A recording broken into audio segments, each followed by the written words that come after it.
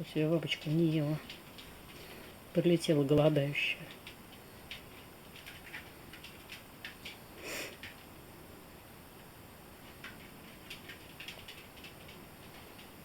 Так, ногами еще шурует. Ноги. О. Фотку.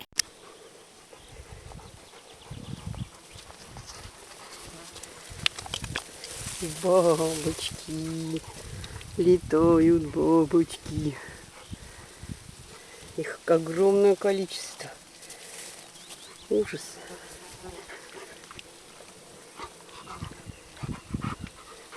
Все это бабочки.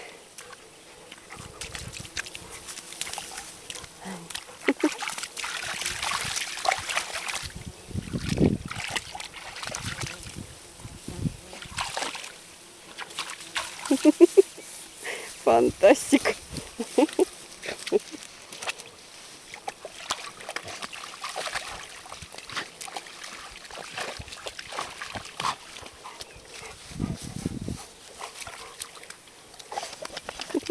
Стояла, испугалась. Испугалась бабочек.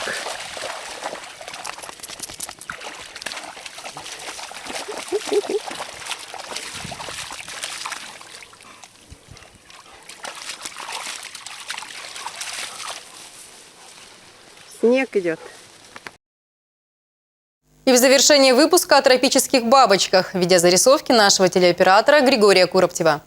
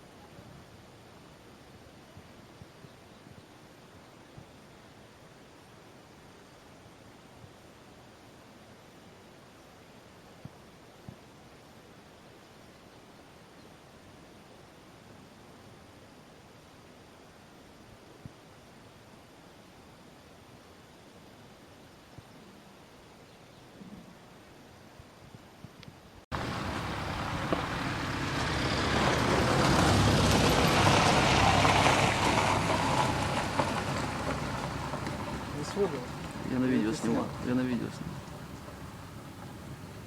Красавец. Она еще там.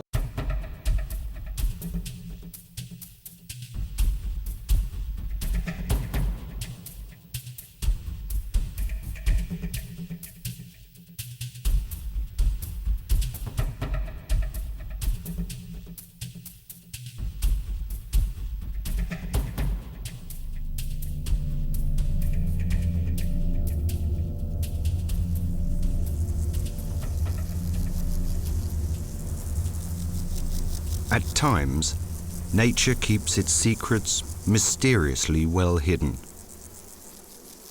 From such secrecy stem possibilities to make the most exotic discoveries from the most unsuspecting places. Delicate forms of life, fighting for survival in perilous environments.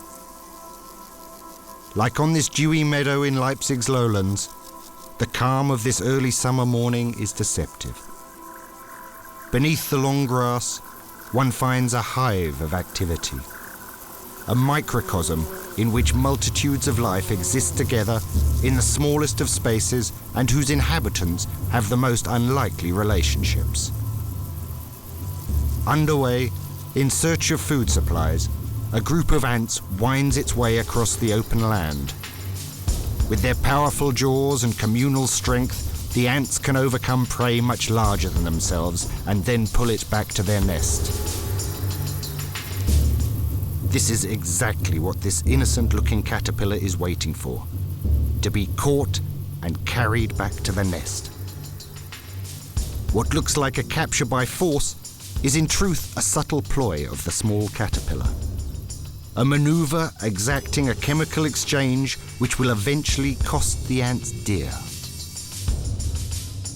They can never imagine what it wants from their nest. A gluttonous larvae, it is primarily interested in the security offered by the ant's nest to help survive the winter.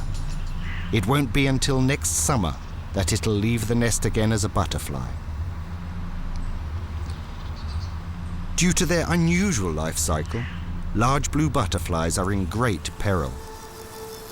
Their survival strategy, despite its advantages, is rife with dangers. Whatever the consequences, the maculinea, as it's known in Latin, is totally dependent on its host ants.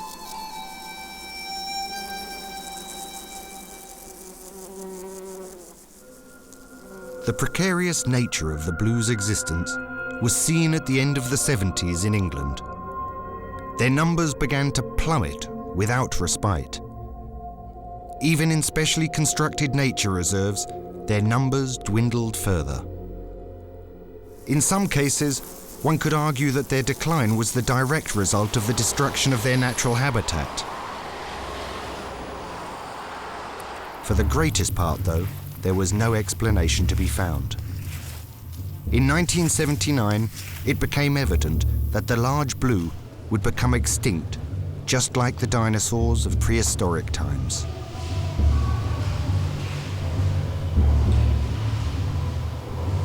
The 50s and 60s and early 1970s, it was very severe, and it really got to a point where the last colony was left, and it was tiny, very, very small, about 250 adult butterflies, whereas 10 years previously, I guess there were about 30, 40 colonies of several thousand butterflies each. So it was a big question mark. Why was it that they were still dying? Even in England, where they were protected from collectors and the destruction of their natural habitat. The decline of the butterflies was a mystery to the scientists. Looking for explanations, the biologist Jeremy Thomas put the relationship between the butterflies and their host ants under the microscope. He came across a small but significant fact missing from contemporary knowledge. A detail about the ants which had, up until now, been overlooked. That bit of knowledge was that although it had long been understood that they go into red ant nests, myrmica ants' nest, there were actually 5 different species of myrmica on the same site that looked almost identical, and although it was being carried into the nests of all the 5 species, it was really only surviving with one of those species. It was exactly this sort of ant, the Myrmica sabuleti, that was becoming more scarce. The reason? The sabuleti ants can only survive on warm, unfertilized hillsides that are intensely grazed. Because of the reduction of such grazed land, the ants' numbers declined sharply. Without their essential host ants, the butterflies stood no chance. Their specialization became their downfall. By the time the researchers had pinpointed the cause, it was already too late for the last Maculinea. Their extinction in England sent shockwaves through the scientific world. Since 2002, biologists from all over Europe have been working on conservation for this wide world endangered species, a scientific project that is being coordinated by the Center for Environmental Research, Leipzig-Halle. We've got a very strong constellation of dependency factors that influence a wide range of consequences pertaining to the survival of the large blues. It's the complexity of the interaction which makes it such a fascinating system to study.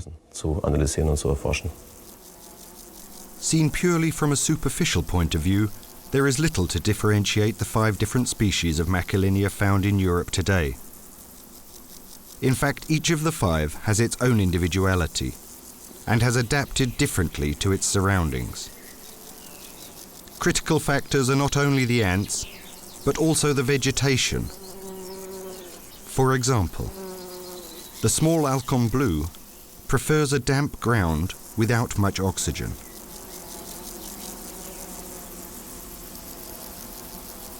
Vital is the presence of a particular plant, the marsh gentian.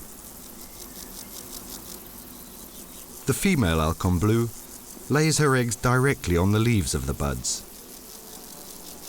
Tiny white pearls, which 1 week later hatch the little caterpillars.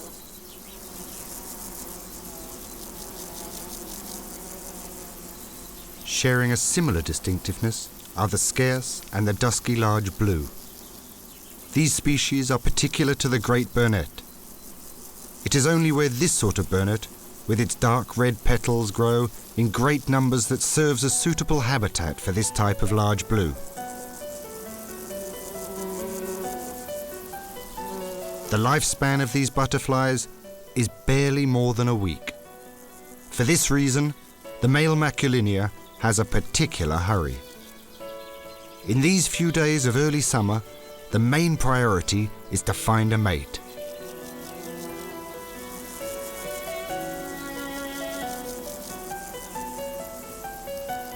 The males patrol their territory relentlessly in an attempt to find a willing female. The butterflies consummate their matrimony between the end of July and the beginning of August. A short time after, the females lay their eggs. The scarce and the dusky large blue are also in this matter uncompromising. It is exclusively the great burnet that is suitable nutrition for the offspring. So the presence of one special plant is also a factor in the prosperity of the blues. This relationship between the flora and the butterfly is particularly interesting for the researchers, as it is only where there are plentiful nutritional plants that the butterfly's offspring has a chance. Like all butterflies, the large blues begin their life cycle as a modest caterpillar. For 2 to 3 weeks, it eats its way through petals around the stem of the bud before emerging to let itself fall to the ground. A risky game, because for the well-fed caterpillar lurk numerous perils. Among their known enemies are most forms of ants. But with the red ants, the larvae is investigated rather than attacked. Obviously, the caterpillar is capable of imitating the scent of ants, secreting a substance through tiny glands at the end of their body. David Nash from the University of Copenhagen researched this ploy. And since then we've been able to do some chemical analysis and look particularly at a class of chemicals on the surface of these caterpillars called the hydrocarbons, surface hydrocarbons, and compare those on the caterpillars with those on the ant's own brood. And there's essentially a perfect match. The same chemicals are found on the surface of the caterpillar as on the ant's own brood, and that's probably what's fooling them into thinking they're picking up one of their own brood. Deceived by the caterpillar, the ants carry the foundling into their nest. Then, just like one of their own brood, the larva is cared for and fed. Despite this pampering, some nevertheless feed hungrily on the ant's brood. There are two groups of Maculinia butterflies. There are a group which are predatory, which means the caterpillars eat the ant brood and only eat the ant brood. There's another group which have been called cuckoos because they are fed by regurgitations from the ants in much the same way that a cuckoo bird is fed by the parents. However, only one type of red ants is deceived in this way by each of the Maculinia species. If the caterpillar has landed with the right sort, then their chances of survival are good. Ants' nests can offer protection even through the hardest winters, right up until the larvae pupate later in the year. It is the start of an exhaustive transformation, from caterpillar to chrysalis to butterfly, that takes about 3 weeks. However, with the final metamorphosis, the camouflage is lost. The young butterfly must now quickly leave its pod to start its short and perilous life. Over the past years, a sighting of this unique insect has become a rare stroke of chance.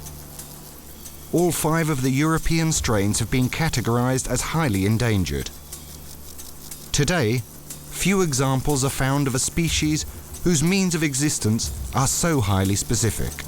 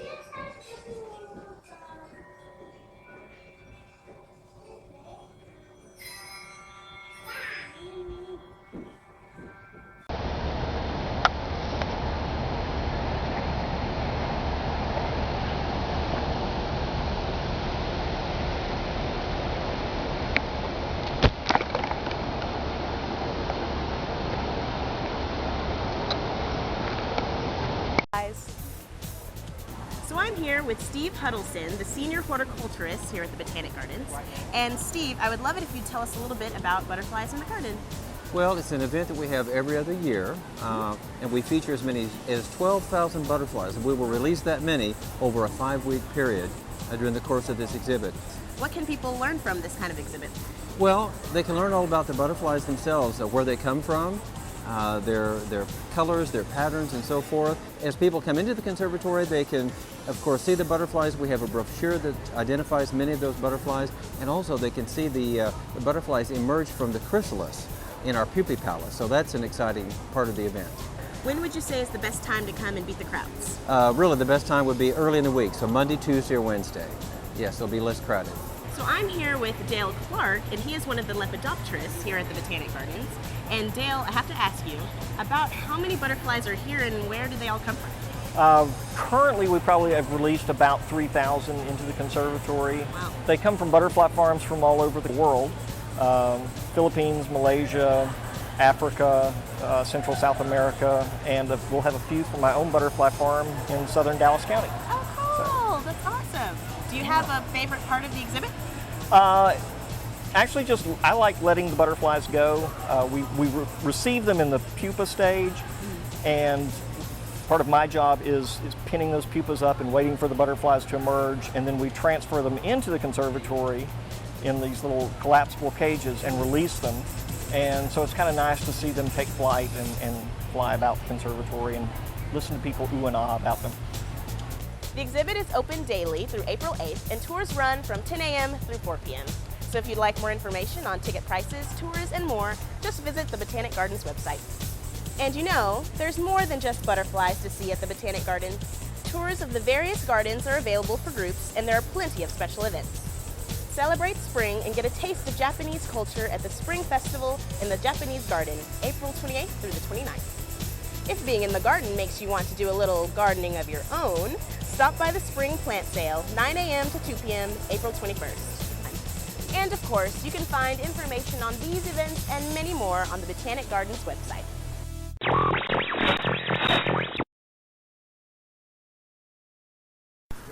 Hey Internet, this is Frank from the Warrendale blog, and today I want to show you some of the footage I shot from the butterfly walk in Rouge Park over the weekend.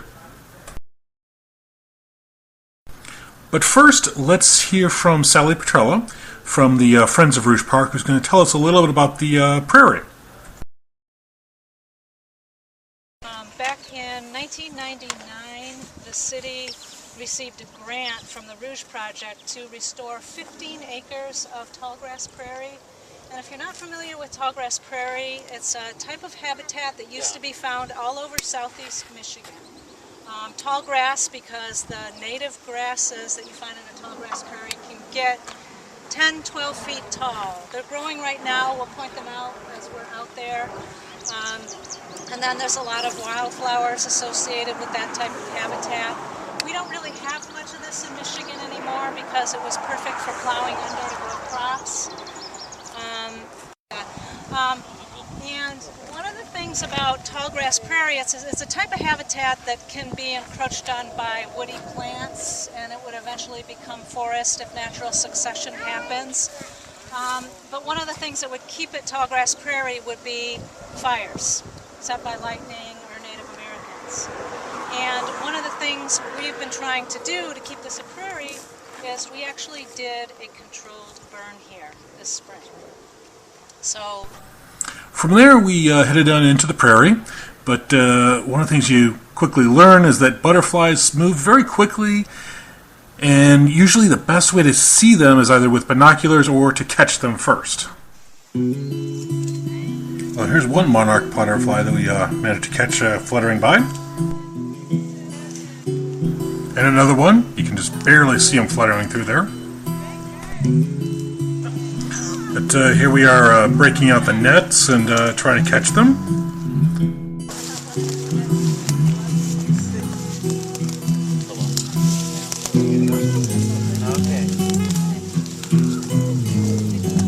Oh, he got it in his hand. Yeah. You got the picture? Right here. Yep, pull that up. This is a giant swallowtail. It's our biggest butterfly. Yeah, and, the biggest butterfly I think in the country. lifespan. Oh, that's such a good picture with the butterfly right in front of the baby. That was a good one. Oh. I'm gonna let y'all get in, then I'm gonna get a good picture. No touch. Not the head. You gotta be really gentle. The scales will come off. And so there you have it, a good overview of the butterfly walk as well as the nature trail that's inside of Rouge Park. Until next time, I'm Frank from the Warrendale blog.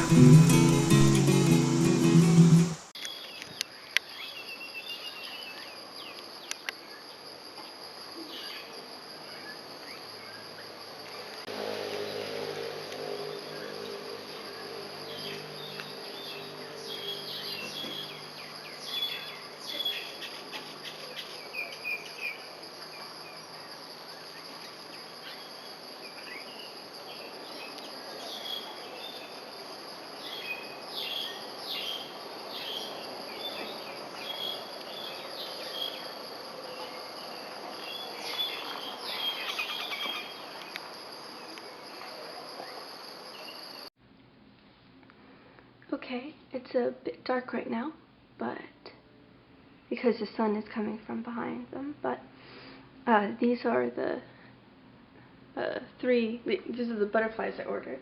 They're not real. They're like plastic, and they're on a wire.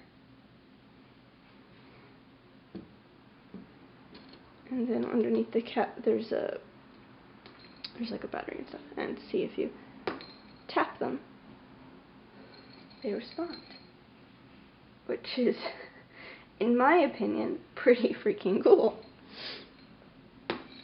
Just to get a different reaction from a single click or a tap. Tickle.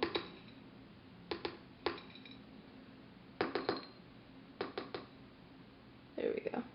I still haven't quite gotten the hang of getting it to give me the one I want, but I think it's pretty cool.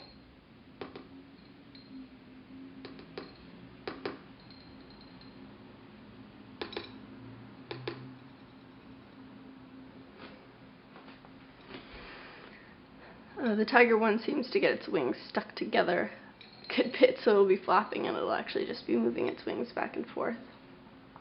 But the other two work just fine. And the tiger does sometimes right itself. But yeah. I don't know. It's definitely an unnecessary purchase, but I just thought they were so cool. I mean, I really love the boxes where they have the different preserved butterflies in different patterns. Whenever I'm in Old San Juan, we go and see butterfly people where they do that.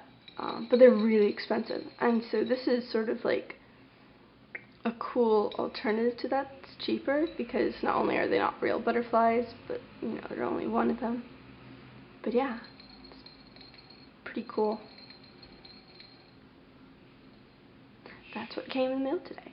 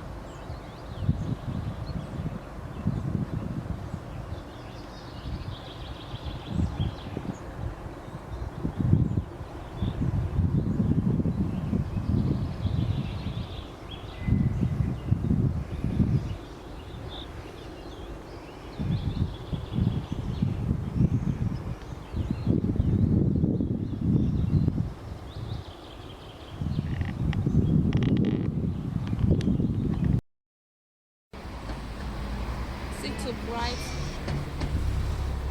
Video.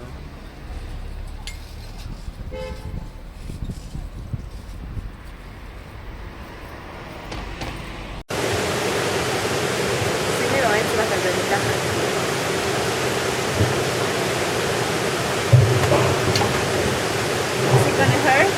No. Hey. There you go.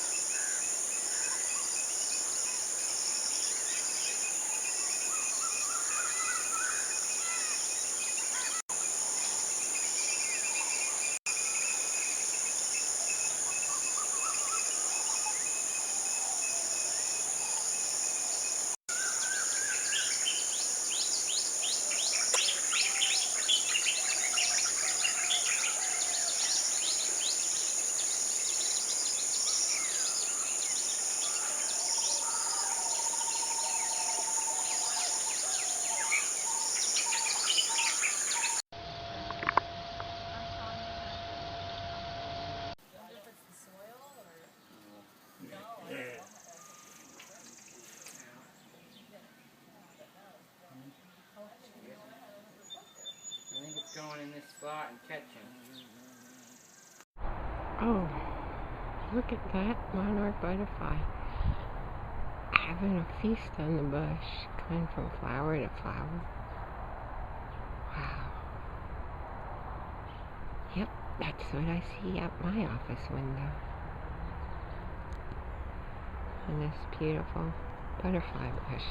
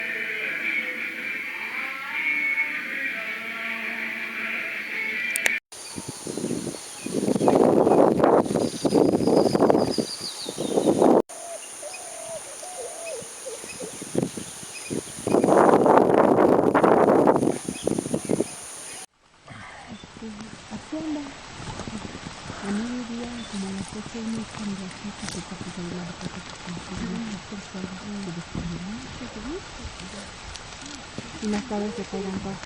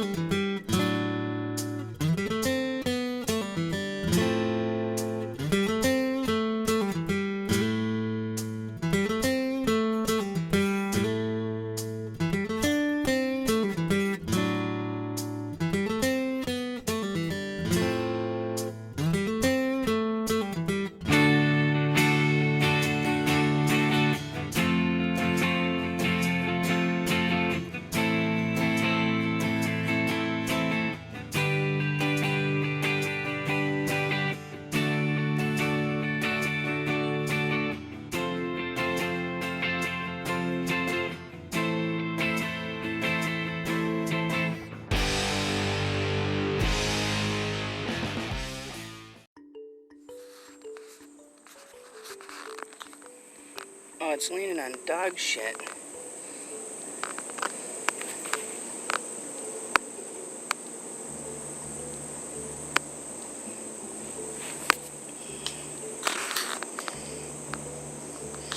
It's eating dog shit.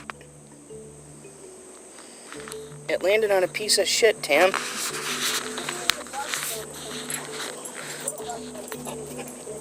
Oh, Duke. Why did you do that?